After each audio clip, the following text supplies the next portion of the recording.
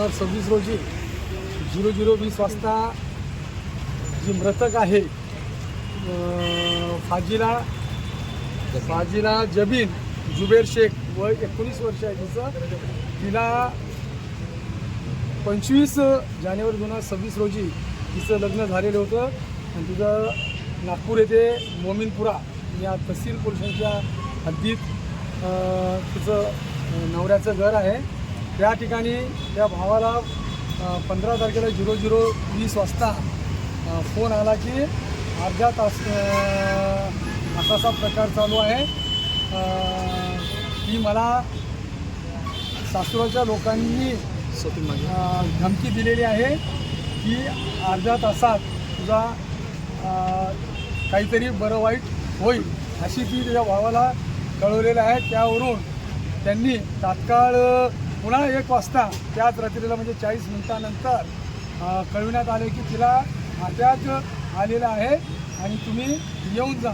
व यांनी त्यांचे नातेवाईक भाऊ हे सर्व सकाळी 7 ते 8 दरम्यान या ठिकाणी घरी पोहोचले.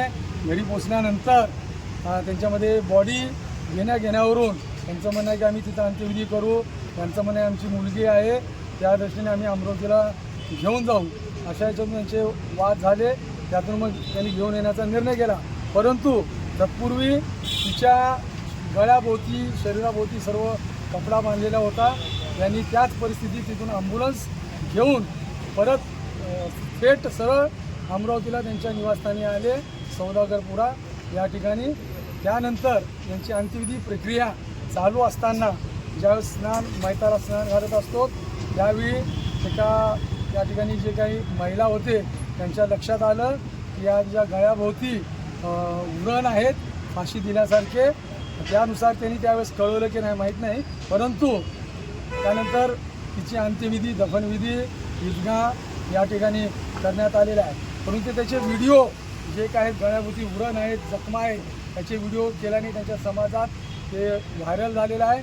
त्यावरून नागपूर गेट पोलीस स्टेशनला काल दुपारी सर्व नातेवाईक 150 ते 200 जमाव त्या ठिकाणी आला होता. आम्हाला न्याय मिळावं आणि या ठिकाणी ती कारवाई करावी यासाठी आम्ही स्वतः आणि माननीय आमचे झोनचे DCP गणेश शिंदे सर हे सर्व आम्ही कायदेशीर प्रक्रिया सर्व पूर्तता करून वरिष्ठांची चर्चा करून या गोष्टी मग या ठिकाणी मग आम्ही त्यांच्या आदेशानुसार या ठिकाणी अनैसर्गिक मृत्यू या सदराखाली आम्ही गुन्हा दाखल केलेला आहे. त्यानंतर मग प्रक्रिया हे जे एक्सकॅव्हेशनची प्रक्रिया असते उरलेलं प्रेत त्या प्रेतासाठी कार्यकारी दंडाधिकारी यांच्या समक्ष ती प्रक्रिया करावी लागते. त्यासाठी आम्ही कार्यकारी दंडाधिकारी त्यांना पत्र दिलेलं आहे. पण आज रोजी ते सदर एक्सकॅव्हेशन प्रक्रियेकरता हजर आले. त्यामध्ये आम्ही शासकीय पंचसुद्धा वनसंरक्षक प्रादेशिक विभाग यांचे 2 पंच बोलावण्यात आलेले आहे. त्या ठिकाणी एक्सकॅव्हेशनची प्रक्रिया पोलीस व्हिडिओग्राफी फोटोग्राफीच्या माध्यमातून पंचासमक्ष योग्यरित्या पंचनामा करून ही प्रक्रिया पार पाडली. तिथून प्रेत काढून आणि सरळ ॲम्ब्युलन्सद्वारे या ठिकाणी इरविन येथे शवविच्छेदनाकरता पाठवण्यात आलेले आहे.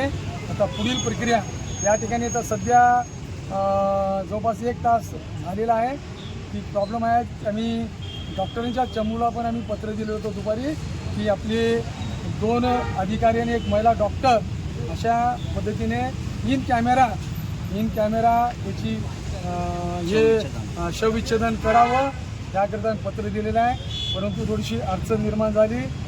या फॉरेन्सिक डॉक्टर असतात ते एक्सपर्ट असतात त्याच्यामुळं या ठिकाणी आज रणजित राठोडे त्यांचे एकच डॉक्टर आहे पण ते वाशिम या ठिकाणी गेल्याचे CS साहेब आणि ॲडिशनल त्यांचे या निर्वाणी साहेब यांनी कळवलेलं आहे. त्यांचं म्हणणं होतं की जर करायचं असेल तर तुम्ही नागपूर या ठिकाणी घेऊन जा आणि आता थोडाच वेळापूर्वी माहिती मिळाली आहे की ते उपलब्ध करणार आहेत डॉक्टर फॉरेन्सिकचे अशी त्यांनी माहिती दिलेली आहे. शवविच्छेदनामध्ये जर त्या मृतकावर जर जखमा आढळून आल्या तर नेमकी काय कारवाई होईल?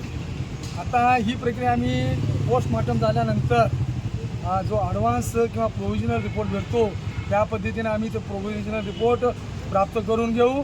त्याप्रमाणे आम्ही ज्या ठिकाणी तहसील पोलिसांचे PI संजय मेंढे आहेत त्यांना आम्ही ते हे पत्र त्यांना व्हॉट्सअपद्वारे पाठवू. त्याचे अवलोकन करून ते पुढील जी काही असेल, ज्या पद्धतीनं स्ट्रँग्युलेशन असेल किंवा इतर काही प्रकार असेल ते पोस्टमॉर्टम केल्यानंतरच तो निष्पन्न होईल. त्यानंतर पुढील प्रक्रिया कायदेशीर जी काय असेल ती त्यांनी गुन्हा नोंदवतील. बाकीच्या हे जे एडी अकस्मात मृत्यू आहे याचे सर्व कागदपत्र आम्ही जे काही कालपासून केलेलं आहे ते सर्व पत्रव्यवहार सर्व कागदपत्र आम्ही त्यांना सुपूर्द करू.